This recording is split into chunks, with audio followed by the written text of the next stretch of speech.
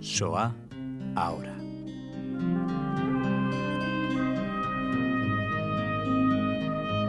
Es un placer tener de nuevo en Radio Sefarad a Marta Simó. Hola, Marta. Hola, buenas tardes. Marta Simó, como muchos de ustedes sabrán, es socióloga, especialista en identidades judías y holocausto, y está trabajando desde hace, no sé, ahora nos dices cuántos años, Marta, en un proyecto interesantísimo de investigación en la enseñanza y el aprendizaje sobre el holocausto. Una investigación internacional, interdisciplinar, me imagino. Sí. Y que tiene como fruto diferentes volúmenes de su serie de publicaciones, y en este caso, si te parece, vamos a hablar un poquito más en profundidad de investigación en la enseñanza y el aprendizaje sobre el Holocausto, un diálogo más allá de las fronteras, que es el último, digamos, libro que habéis editado, o informe. Sí, bueno, sí, de hecho es entre informe y libro. Al final ha sido una publicación, a veces es un informe, pero en este caso ha dado lugar a un libro, y que es el que vamos a hablar hoy. De hecho, tal como ya has indicado, esta investigación está en el marco del IRA, que es el International Holocaust Remembrance Alliance, que se fundó en el 98, y la verdad es que se ha focalizado en cuáles han sido los cambios significativos en la enseñanza y el aprendizaje sobre el Holocausto desde su fundación. Es decir, han pasado 15 años, se ha progresado mucho, se ha visto, ha habido muchos cambios en la forma, en la manera de abordar, en cuáles son los conceptos principales, etcétera, etcétera. Y bueno, pensaron que sería interesante ver en qué un poco el estado de la cuestión ahora, al cabo de estos 15 años, en que realmente varios países, principalmente países europeos, hicieron frente, y el compromiso a realmente iniciar la enseñanza sobre el Holocausto en escuelas, en universidades, etc. Entonces, este es el marco por el cual se empieza esta investigación, con la idea un poco es de basada, diríamos, no es una investigación original, sino que lo que nosotros hemos hecho es recoger número de investigaciones empíricas, que este es otro de los aspectos, son investigaciones empíricas realizadas en varios países sobre la enseñanza y el aprendizaje sobre el Holocausto. Entonces, para ello, nos escogieron un grupo de expertos multilingües para poder abarcar al máximo diferentes de estos países y lenguas, y que al final abarcamos 15 idiomas, lo cual es bastante amplio. Sí. Y lo primero que hicimos es intentar ver y buscar este máximo número para poder después analizarlo. Evidentemente, esto ya de entrada tenía sus más y sus menos, porque evidentemente hay una cuestión de dónde recoger estos informes, lo cual ya aquí de entrada ya podíamos dar que la gran mayoría serían publicaciones de habla inglesa, publicaciones que habían estado, que estuviesen en la web, porque sí que luego cada uno de nosotros estuvimos en los países que nos correspondía intentando hacer una investigación más de campo en universidades, por conocimiento de profesores, etcétera, etcétera, para hacer este recogimiento. También por tradición, y por eso nos parece bastante importante, existen diferentes tradiciones dentro de los ámbitos de lenguas, y de esta manera, si miráis el libro, lo hemos diferenciado entre, por una parte, hay unos capítulos sobre regiones de lenguas, y por otro lado luego unos capítulos concretos que luego hablaré sobre los ámbitos de la enseñanza y el aprendizaje sobre el Holocausto. Y es porque realmente no es lo mismo, por ejemplo, los países anglosajones que los países francófonos, o los países como en nuestro caso de las lenguas latinas, o por ejemplo los países de eslavas, ¿no? Sí, que también, Marta, perdona, supongo que sí, más allá de las lenguas también tendrá que ver con la propia experiencia holocáustica del país, ¿no? Sí, evidentemente, sí. Evidentemente. De hecho, esto es sumamente importante, y de hecho es lo primero que hemos visto. La diversidad en las áreas que hemos estudiado se da concretamente por diversos factores. Uno es el contexto nacional en el cual se desarrolla la investigación, sin lugar a dudas, ya lo hemos comentado. Por otro lado, el rol del Holocausto en las narrativas nacionales, es decir, qué rol cada uno de los países o zona desarrolló en el momento en que ocurrió el Holocausto. También, importante, las posteriores políticas de memoria sobre el Holocausto. Y, evidentemente, y parece una cosa un poco, diríamos, terrenal, pero sí que también la naturaleza de la investigación empírica en cada uno de estos ámbitos en cuanto a la situación financiera y las oportunidades que tienen los investigadores. No es lo mismo, por ejemplo, a Estados Unidos que, por ejemplo, aquí en el Estado español. Sí. La situación no es la misma, ya solamente para hacer una diferencia, aquí en el Estado español aún no existe ningún departamento en ninguna facultad donde se pueda hacer estudios sobre el Holocausto. Con lo cual, evidentemente, es mucho más complicado tener un ámbito donde poder hacer investigación empírica. Este es un ejemplo. Sí.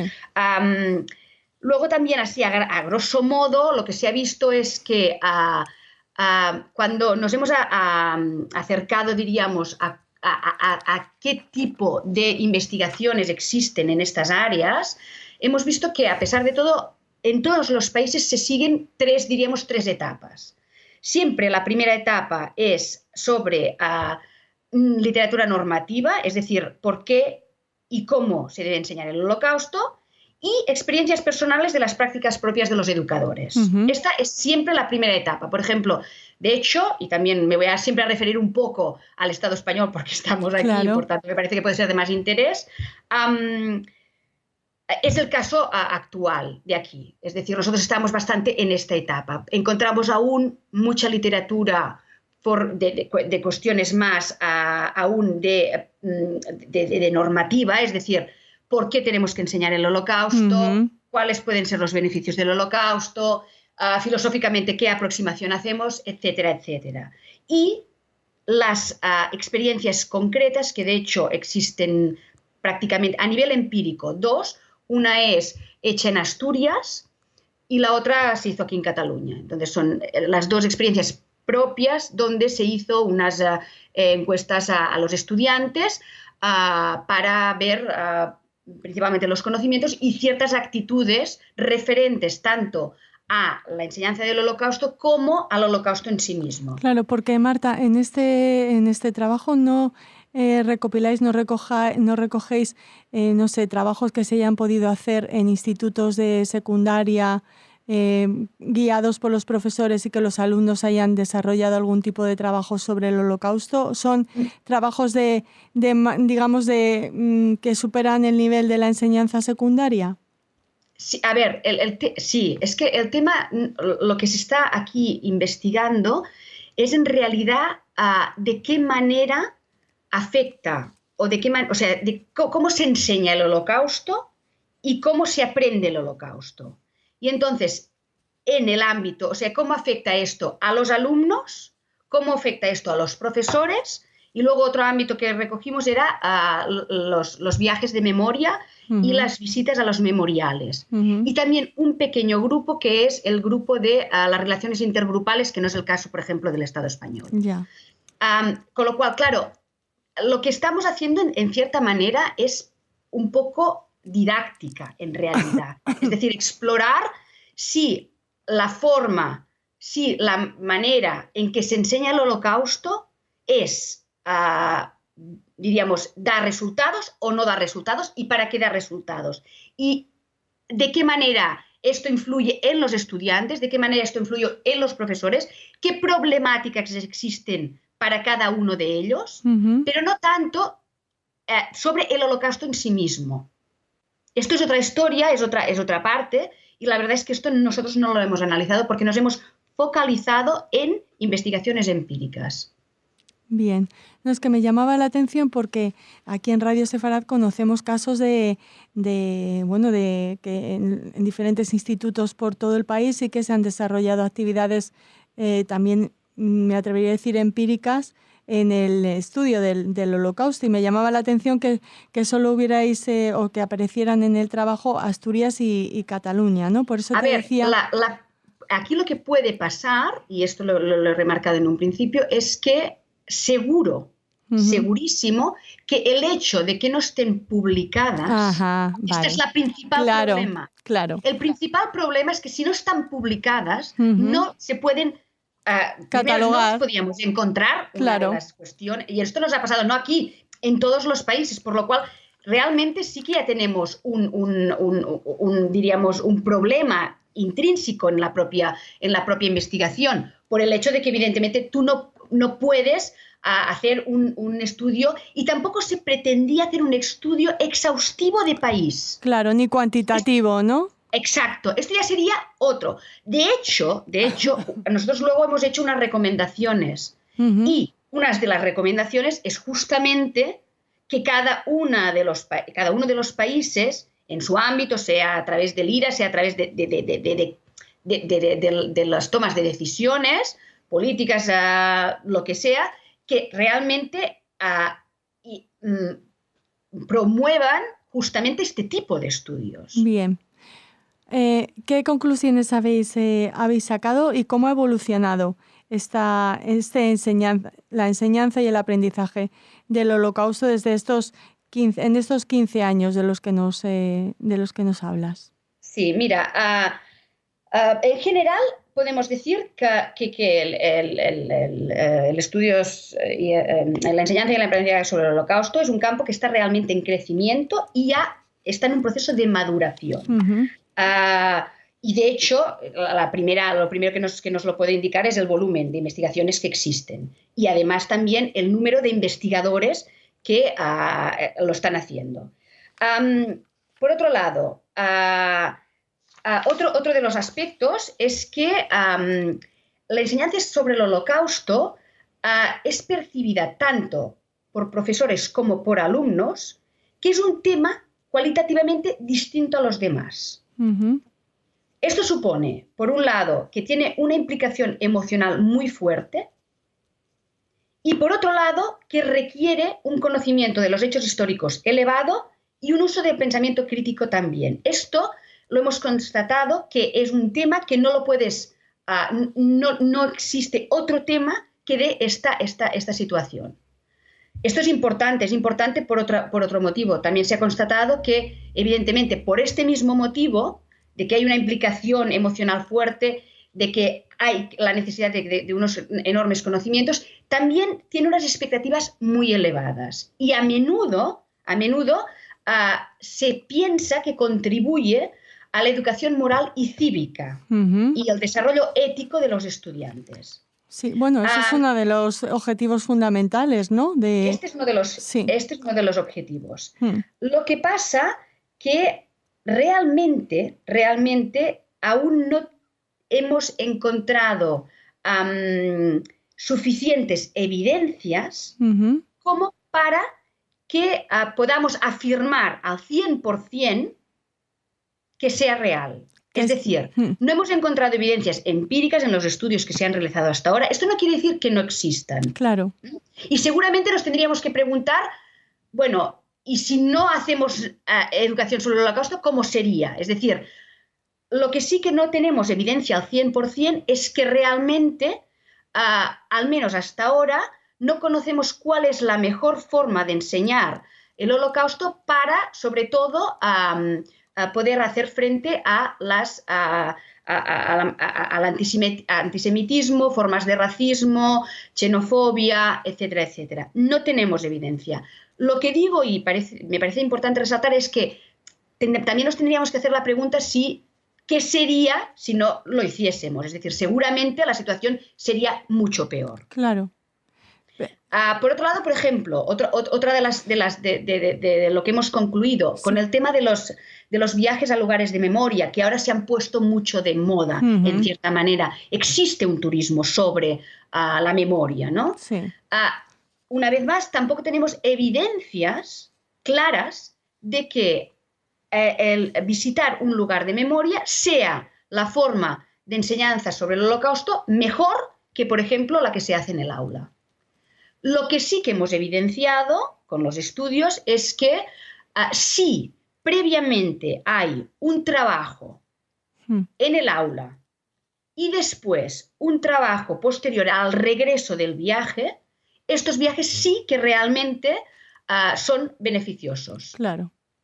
Pero no suplir la enseñanza que se hace acurada de los momentos históricos en el aula con un viaje de memoria de un momento dado en un campo, por ejemplo, de exterminio. Bien, que hay que formar a los alumnos antes de viajar y también saber cómo ha repercutido ese viaje, cómo les ha afectado a su regreso, claro. Exacto, y tratarlo, porque a menudo es posible que se puedan encontrar reacciones que ni tan solo los profesores esperaban o los propios alumnos se esperan. Con lo cual esto es importante. También hemos visto que se han hecho varios estudios sobre los currículums y los libros de texto. Hay buenos estudios sobre cuáles son los currículums que hay en diferentes países, cómo se distribuyen, y los libros de texto utilizados se han analizado. Pero no existen aún información de cómo se implementan y cómo se utilizan en clase. Es decir, nosotros podemos decir que actualmente aquí en España tenemos que los libros de texto tratan el tema del Holocausto, la editorial tal cual, dan tanto número de páginas, hay tantas actividades, pero lo que no hemos visto es cómo esto realmente, empíricamente, tú lo ves como un profesor lo está utilizando en clase, que es diferente. Sería otro nivel de estudio para ver cómo realmente afecta, diríamos, o es útil en esta educación. Sí. Sí. No, parece, Marta, por todo lo que nos dices, que claro, que este tipo de enseñanzas y aprendizajes estamos en pañales en España, ¿no? Por lo que nos estás contando. Sí, en España sí. Es decir, yo diría que no es que estemos en pañales en cuanto al aprendizaje, en cuanto a lo que se está haciendo, como tú decías, en las aulas, se está haciendo mucho. Yo creo que hemos avanzado enormemente, y más en estos 15 años. Es decir, de 0, yo creo que estamos a 100. Y es verdad que hay muchos profesores que lo tratan en clase de forma muy acurada y cuidadosa. Tenemos muchos profesores formados, pero lo que no tenemos es evidencias y conocimiento del impacto de esto. Okay. Y esto es lo que realmente trata esta investigación que nosotros analizamos, que es muy distinto. A veces cuesta verlo, ¿no? Porque también, por ejemplo, mucha gente reaccionaba un poco pero es que nosotros hacemos muchas cosas. No, es que no decimos que no hagáis muchas cosas, pero hemos analizado si son útiles, si no, qué consecuencias tienen, de qué manera los alumnos lo viven, de qué manera los profesores lo viven. Por ejemplo, lo que sí que hemos visto es que en los estudios, que por ejemplo aquí en España no hay ninguno, sobre cómo los profesores sienten este tema, qué problemáticas tienen ellos al enfrentarse a este tema. Lo que hemos visto es que los profesores, los cuales lo tratan, son gente, por decirlo de una manera, voluntariosa. Es decir, son gente que ellos, por su propia persona, han tenido interés en este tema, ellos mismos se han, en cierta manera, autoformado, pero aún se encuentran solos. Sí, a pesar de que haya experiencias como, por ejemplo, los viajes que promueve Centro Sefarad Israel a Yad Vashem, sí, o las reuniones que sí que se han hecho a nivel comunitario en torno a este tema, con la presencia de supervivientes también.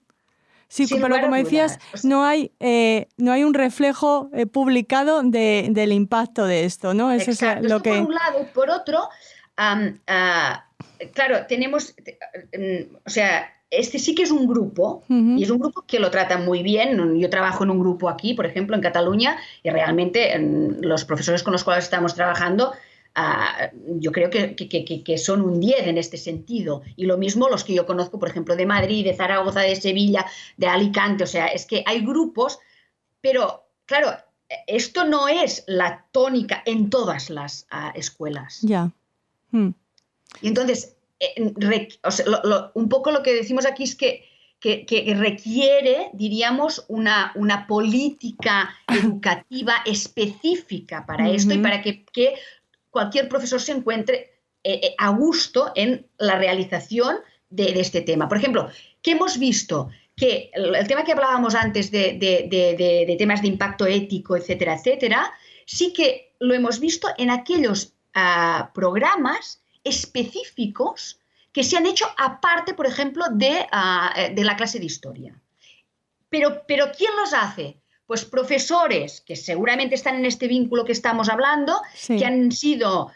que tienen unos grandes conocimientos porque los han formado, por ejemplo, en Yad Vashem o Casa Avancé o en la Memorial de la Shoah de París. O sea, hay bastantes ámbitos y ellos hacen una formación específica, concreta, pero esto se da a un grupo solamente, no es en general. Entonces, pero esto mismo que estoy hablando de aquí del Estado español, lo encontramos en todos los países que hemos visto, incluso en Israel. Es decir, porque es un tema bueno, porque la práctica misma didáctica en general pasa esto. Por otro lado, por ejemplo, hay otro problema y es habitualmente el puente que no tenemos ligado entre la investigación, por un lado, y la didáctica que hay en cómo llega esto a los profesores. Incluso históricamente, es decir, por ejemplo, hay muchos nuevos temas historiográficos sobre el Holocausto y España, por ejemplo, que evidentemente un profesor de secundaria que tiene que explicar historia no le ha llegado aún, pero es que es lógico, no pueden estar al corriente de todos los nuevos avances que además, claro, cambian la historia y cambian realmente, ¿no? Sí, además, Marta, que siguen apareciendo evidencias y siguen apareciendo testimonios y siguen apareciendo imágenes, no sé, canciones, es constante. Nosotros tampoco en esta entrevista podemos abarcar todo lo que refleja. Nos gustaría vuestro tercer volumen. Aconséjanos cómo acceder al contenido de este tercer volumen, cómo podemos conocerlo mejor. Está abierto. Solamente entrando en la página del IRA, lo buscáis como publicaciones, sí, y se puede bajar en PDF. Muy bien, pues animamos... El único problema es que está en inglés y la verdad es que estamos intentando a ver si al menos podemos hacer una traducción de la introducción, conclusiones, el Summary Executive, para que esté más al abasto de todo el mundo. Muy bien. Marta, pues os agradecemos muchísimo vuestro trabajo y que hayas hecho ese esfuerzo de síntesis para intentar aproximarnos a lo que significa aquí en Radio Sefarad. Muchísimas gracias a vosotros, es un placer. Muchas gracias otra vez.